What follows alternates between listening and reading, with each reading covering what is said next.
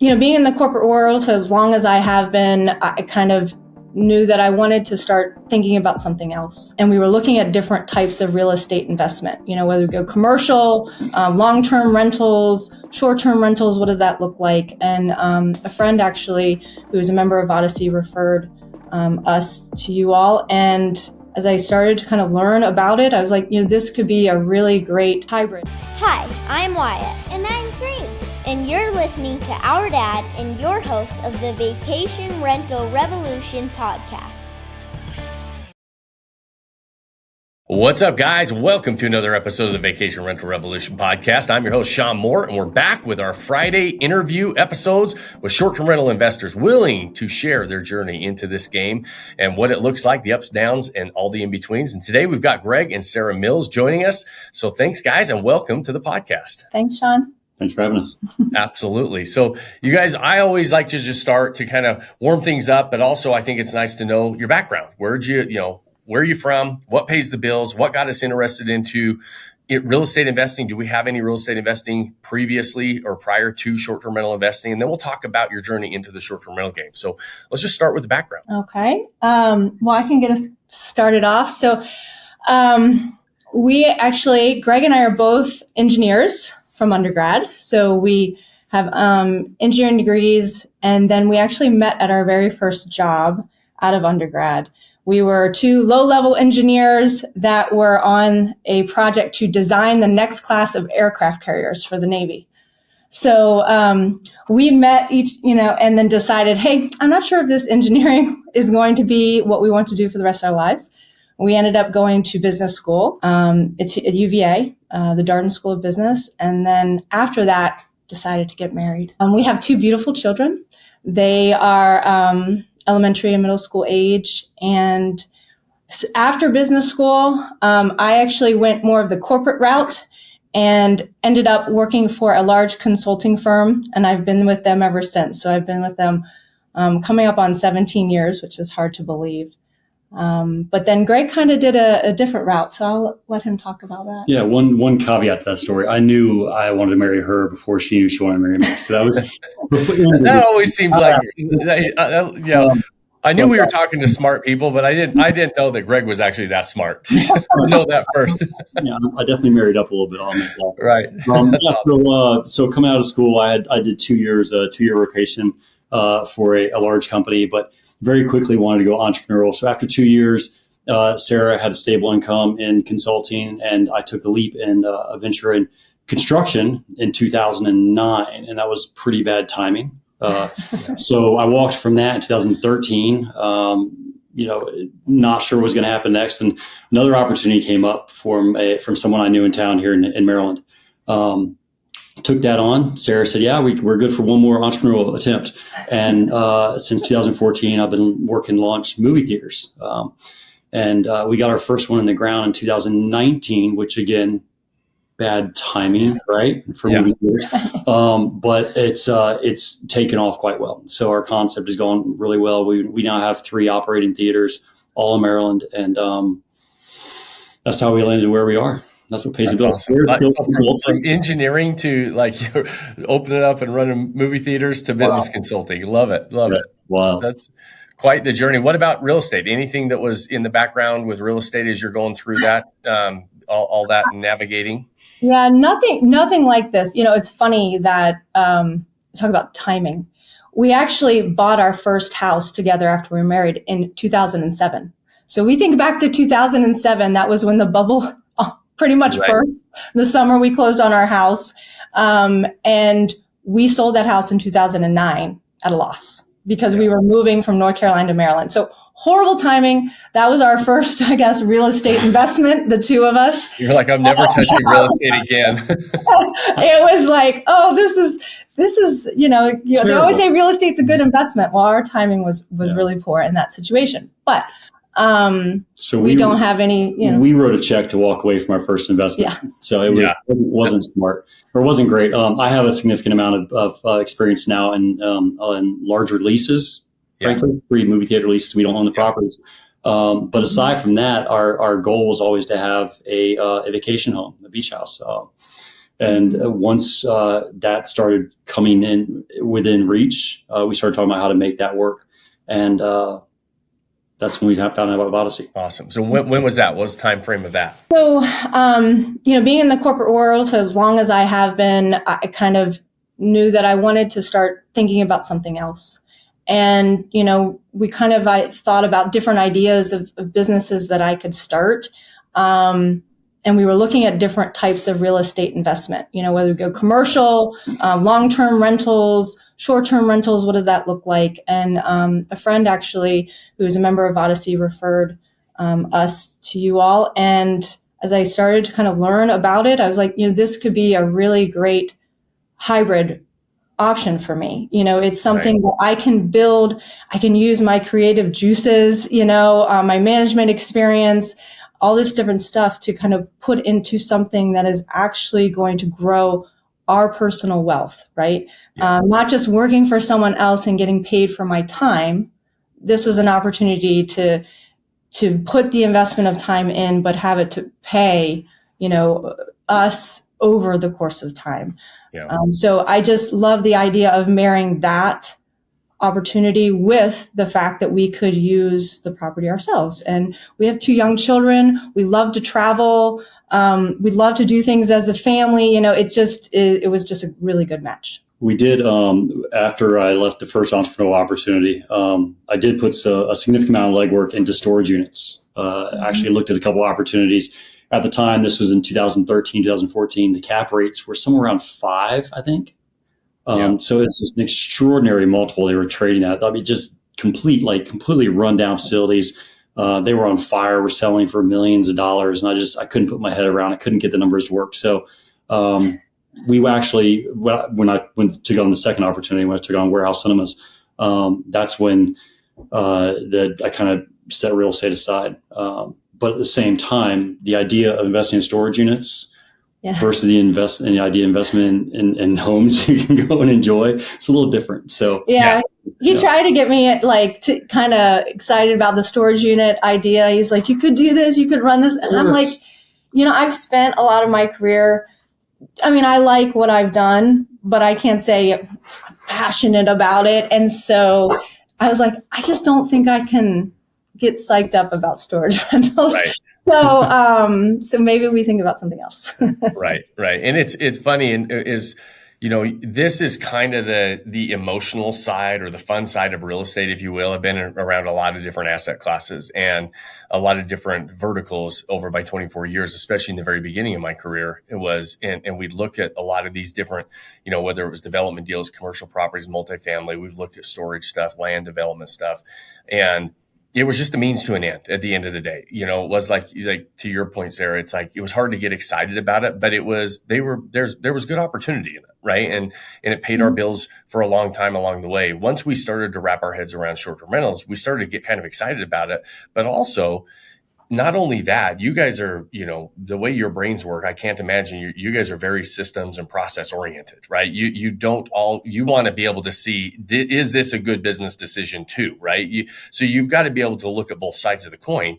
And I think that I'd love to hear your kind of thoughts on that, because Sarah, we were talking about your guys' property, and the other day as we're moving into property number 2 and the next move, and we're saying, hey, that emotional side, that connection side, still has to be there because of the customer experience, and you guys understand that on the business side.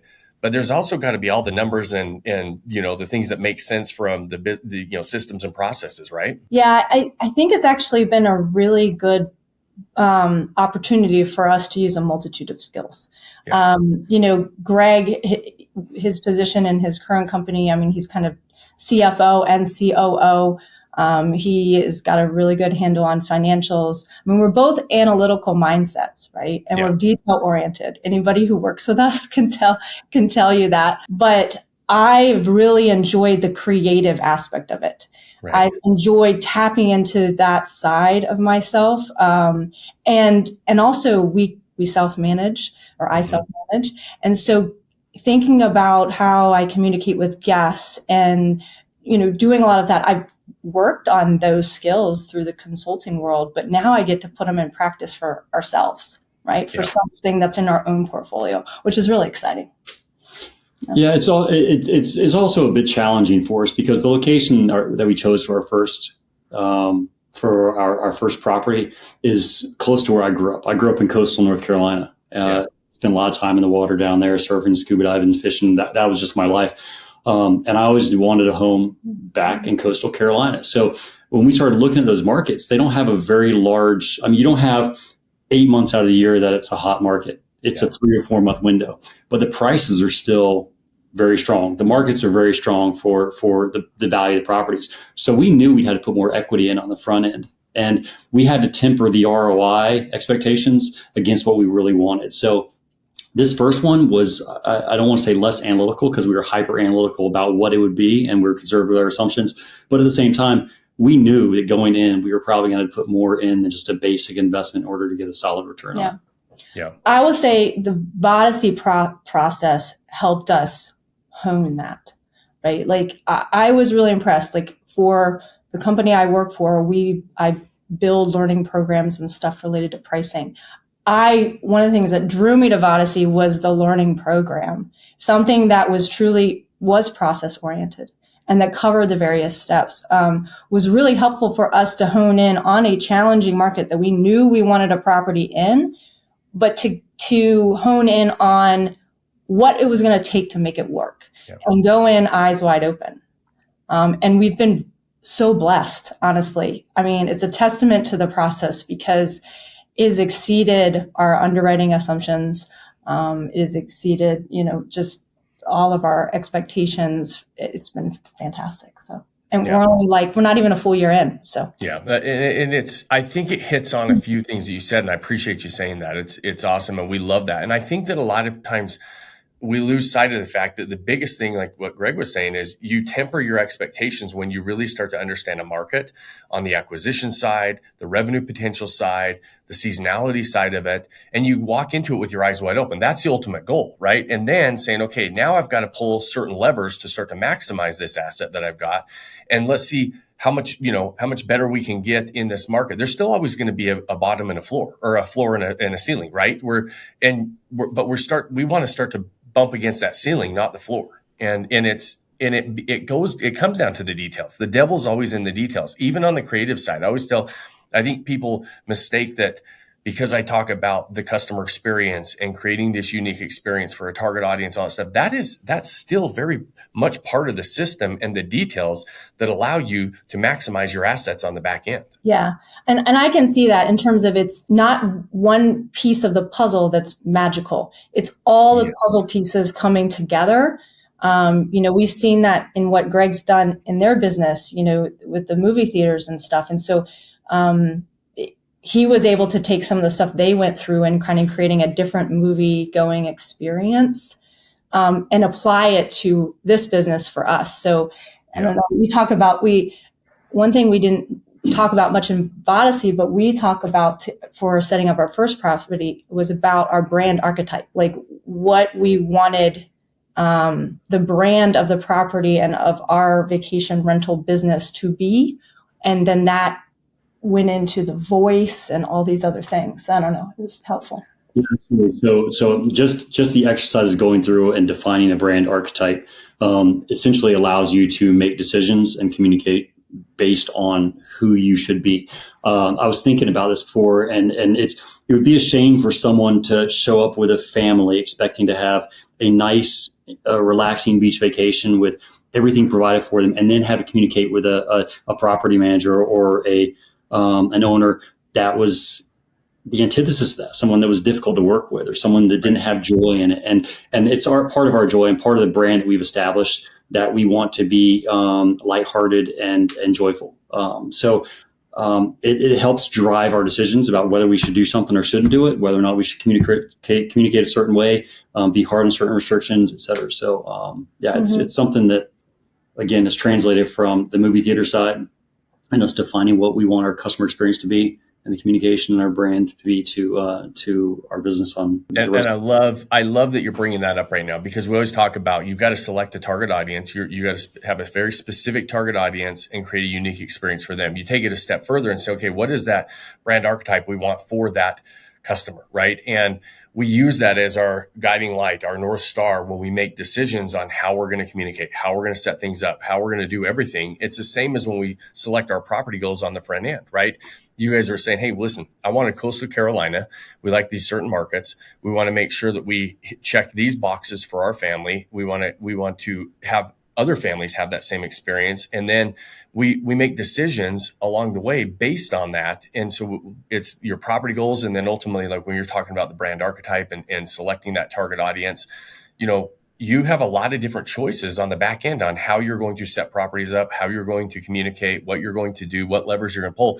And that helps you make those decisions. It makes every decision so much easier because it either works for that or it doesn't work for it, right? And with your guys' business background, it's obvious, like, there's no, mistakes of why this is successful for you, especially with the skill set you have, but then really implementing it into short-term rentals. And short-term rentals, I always say, and that's why I always get really, really excited about them. They're almost like just little businesses, right?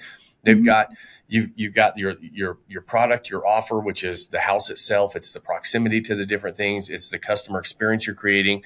And then ultimately, you understand how to market and get somebody to say, yes, I want that above and beyond everybody else's. And that's different we don't see that as much in real estate as much as we do in business. And you guys are taking those skill sets and really just pouring it into this asset, which is probably pretty fun for you. No, it really has been fun. I mean, it's not without stress. There definitely. Let's talk a little bit about that, because we always talk about in the middle of the night and I'm thinking about something and then my brain starts going and I can't go back to sleep. You know what I mean? Like, right.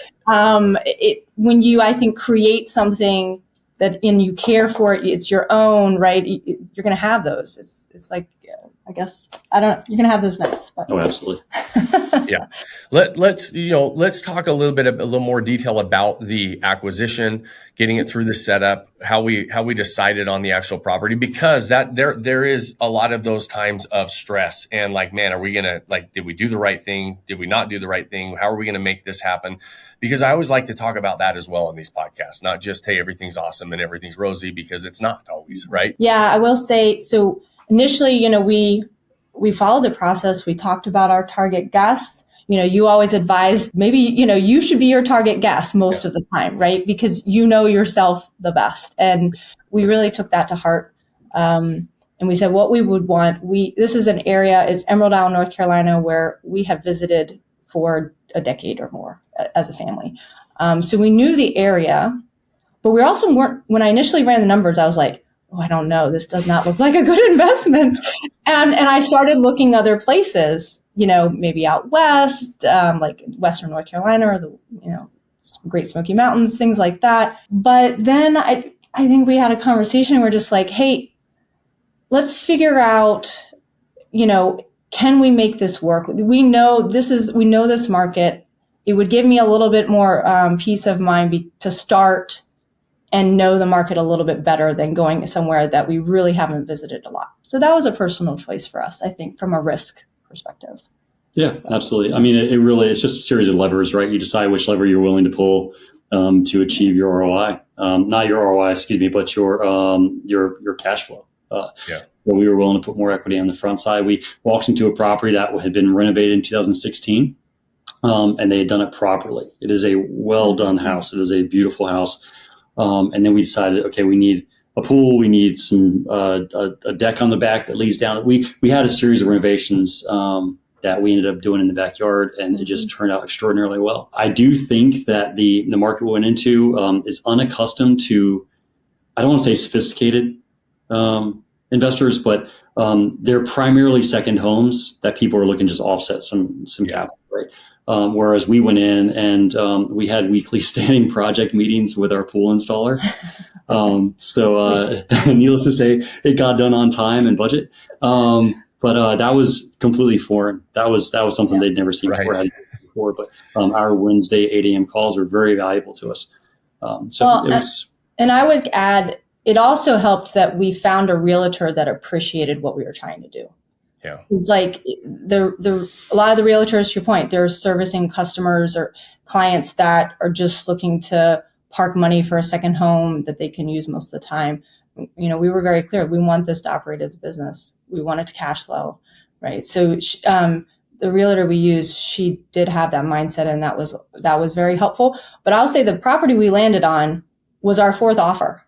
And we look back and we're like, thank goodness those first three did not go through, because we landed exactly where it couldn't have worked out better. So I would say just don't get dismayed when, a certain offer doesn't go through. It may not have been meant to be, know. Our very first offer was on a duplex. There's a lot of duplexes in that area. It was kind of like, it wasn't perfect, but we just felt like the inventory was really low.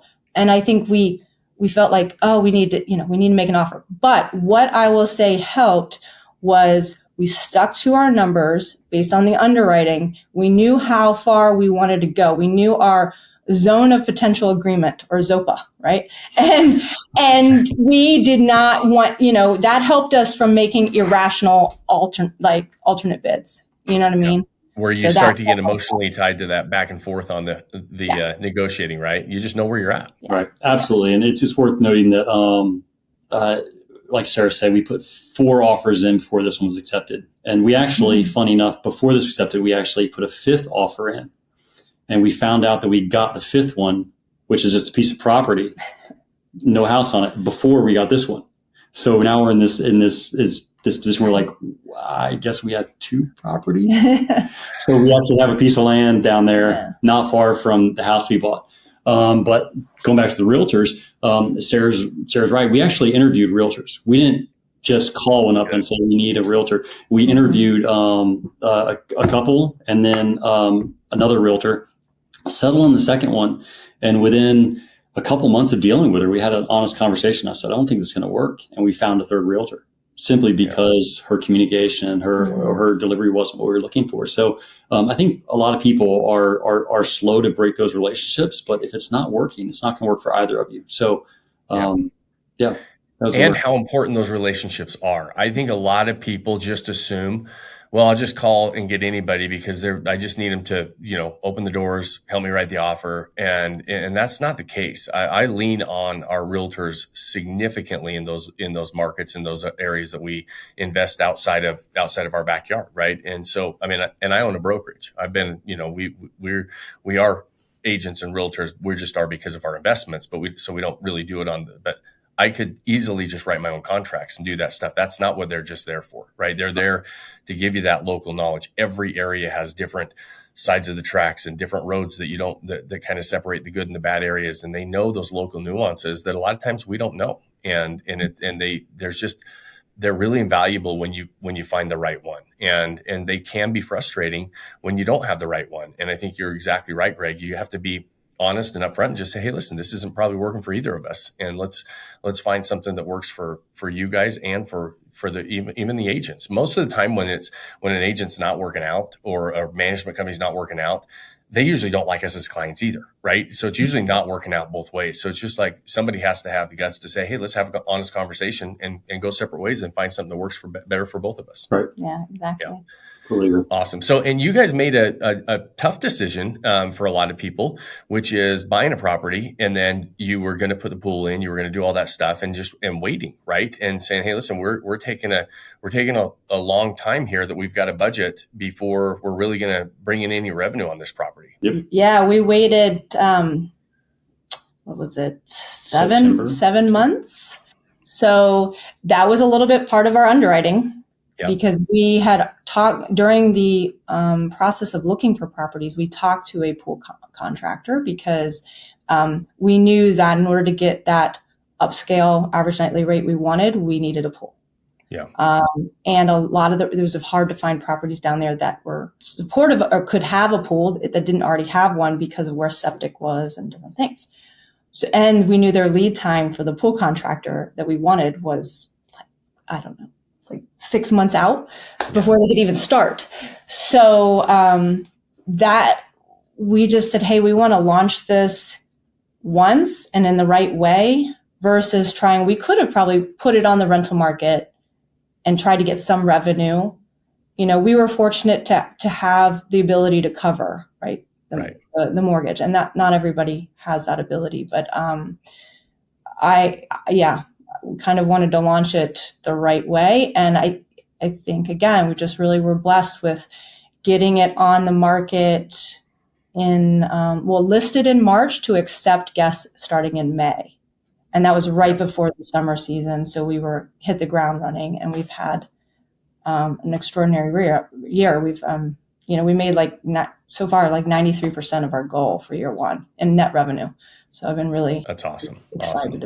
That's great. And I wanted to talk about that decision to do that, because I think it's a really, really big decision, important decision. I was on a webinar last night, and somebody was saying, hey, I just bought this property. We're going to launch it, and then we're just going to kind of see what we get. And then we're going to try to fix it up. And then we're going to relaunch it. And I've seen how bad that hurts people's overall performance.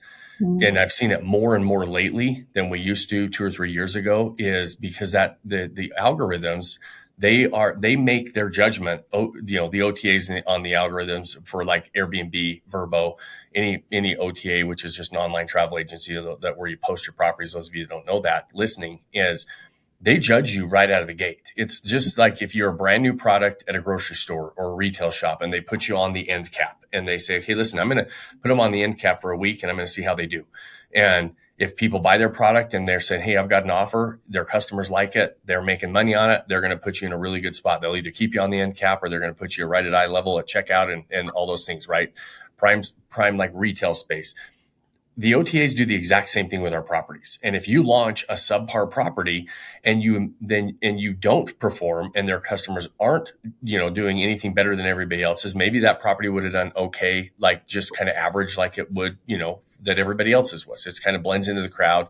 It's like, okay, worst case, it doesn't perform at all, and you get put on the back shelf in the back of the aisle on the bottom shelf, right? And so that happens all the time, and it's really hard to get back off the back shelf, right? And so by delaying a little bit, and I know you guys delayed a lot. You had a big project that you were delaying, but you underwrote it. You made the plan strategically to say, when we come out, when we launch, we want to launch with our best foot forward, and that's going to pay you over and over and over for the next few years, because you're going to stay booked, because that OTA is going to say, hey, we like this property, Greg and Sarah's property. We make money on it. So we're going to keep putting it in front of our customers. And by them keep putting it in front of their customers, you keep making money, right? And it just doesn't stop. But when you don't get that love, they all give you a chance at first to get extra exposure. If you waste that extra exposure, you never get it again, right? You can't get extra exposure a second time unless you completely change management companies or somebody else that has a whole different listing. And so I think that decision is one that a lot of people rush into. And to your point, is you had the ability to do it, but also you planned on it, right? You underwrote correctly. You made really strategic plans of, this is what it's going to take. We need to make sure we can get from point A to point B, and so that we can execute on our plan all the way. And I think that a lot of people, it's like, hey, listen, I'm just going to hurry and rush into this. I'm going to buy a property. I'm going to hurry and get it on. Then I'm going to try to figure it all out. And they shoot themselves in the foot before they even start.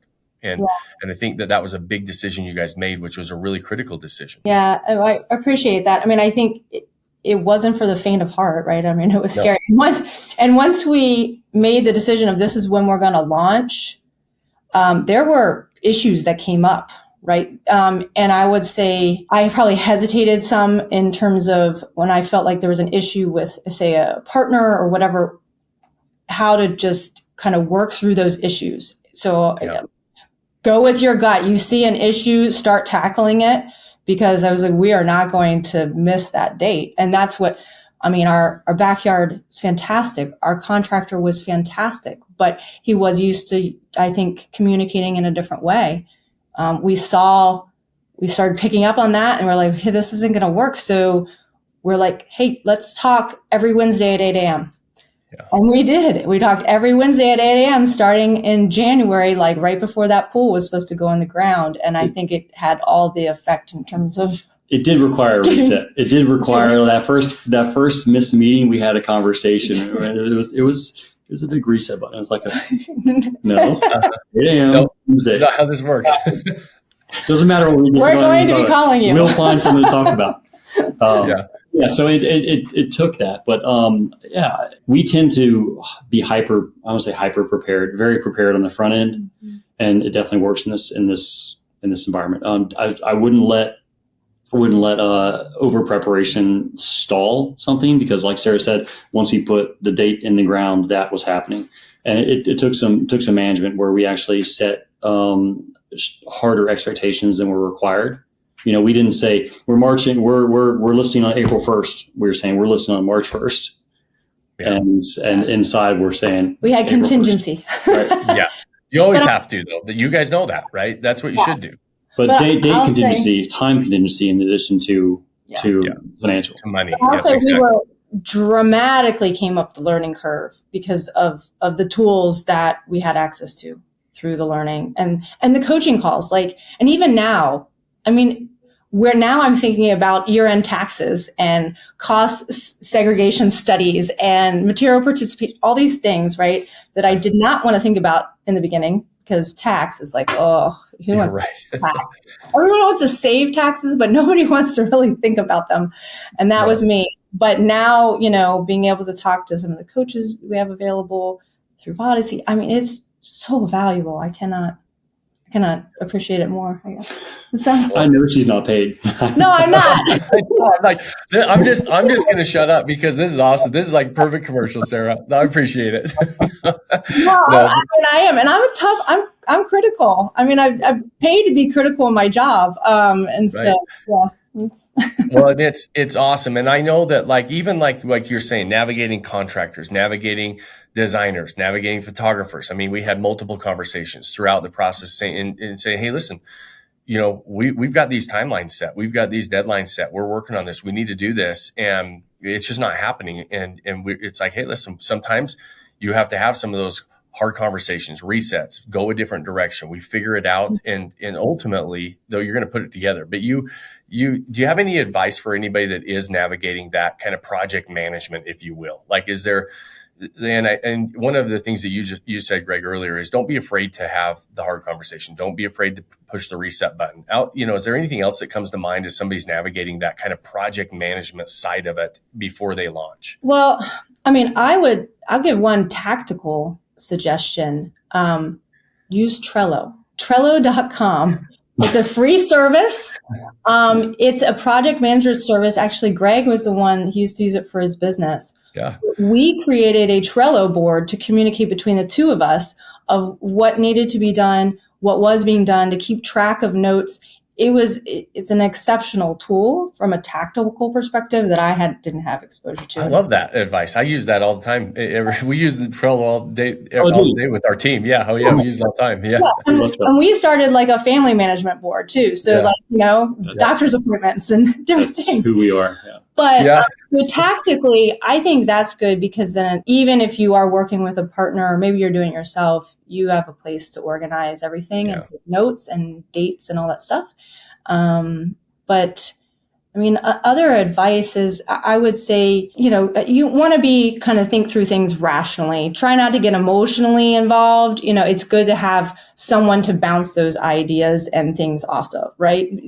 There were challenges that came up or different things, and I would go to Greg and I would be like, this is happening. It's really getting under my skin. And he'd be like, okay, let's talk about it.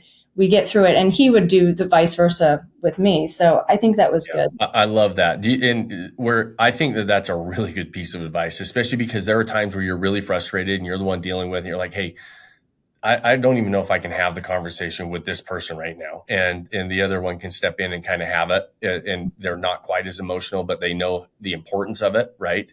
And so sometimes you can kind of team up and one can have a conversation when the other one's not quite in the emotional state to have it, because we're going to tell them we're going to fire everybody and start over. Right.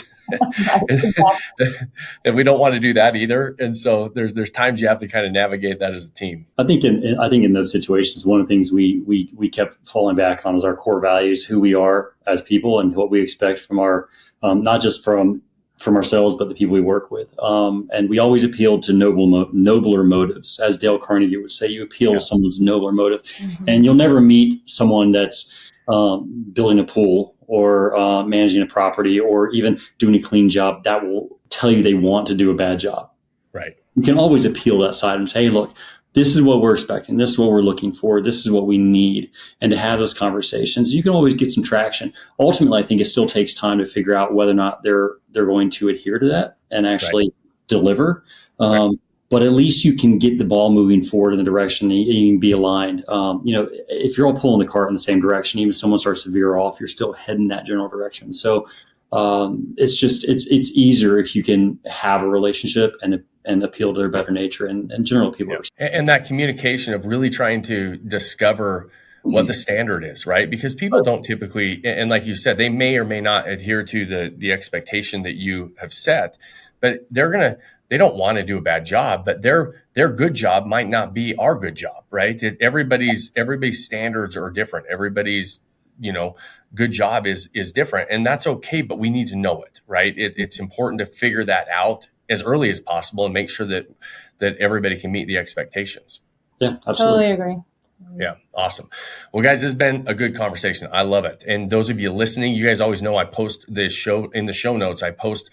We'll post Greg and Sarah's property that you can check out. Success Leaves Clues. You got to go check out, what does it take to, and we talked about earlier, there's not one thing, but what are all those little, we always say there's not one silver bullet, there's 100 golden BBs that make something successful, right? And so go look at these properties, go look at how they're set up, go look at how the photos are, go look at what they're articulating in that listing, and you'll get a feel for who that target audience is and what like they said, they want that brand to be to what they're delivering, and go check that stuff out. And so as we wrap up, you guys, I always ask just kind of like the general advice of if you could go back to yourself, your younger self and say, now that I know what I know, or going into this next property, what advice would you give yourself or your kids or somebody that's diving into this game? And that whether it's short-term rentals or anything else, we always learn lessons along the way. And I'm always curious what comes to mind when I ask that question to people. You have something first?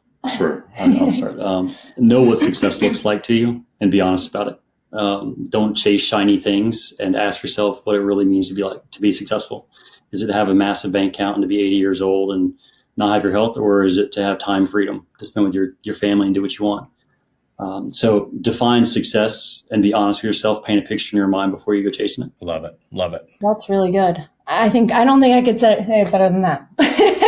Yeah, it's good though. I love that. And it's like saying, hey, listen, let's really identify what we want, not what somebody else wants, not what we see on social media, not what, everybody else might think we should have. What do we really want? What does success look like? And in all areas of our life, right?